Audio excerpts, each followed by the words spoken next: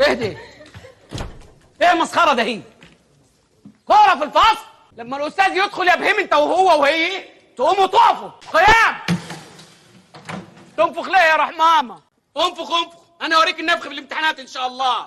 نتعرف الاول عن الاستاذ رمضان مبروك ابو العالمين حمودي.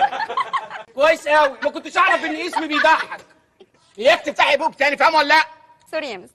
مش مستر، انا استاذ رمضان. ترزعهم ترزعهم. ايه يا ابني دي؟ اهدي. ايه انت اسمك ايه؟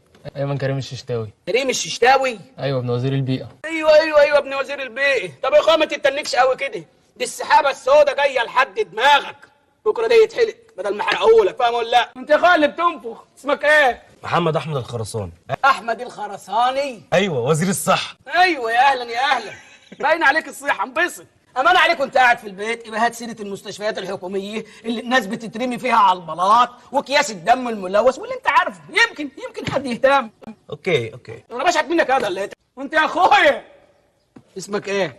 اسمي امير المصري وبيدلعوني بيقولوا لي وائل عبد السلام. احنا هنستظرف يا بنت ولا ايه؟ مش بستظرف والله، حضرتك اشرح لك الموضوع. اشرح لي يا اخويا. ماما كانت عايزه تسميني امير وبابا عايز يسميني وائل، اتخانقوا. امي كانت حامل في الشهر الرابع فهو مش عايز العب يحسب حامل يعني. اسكت بقول لك. ما هو بعد بقول لك اسكت. انا مالي يا رزق. انا ما احب انتهك اقول يا جلال.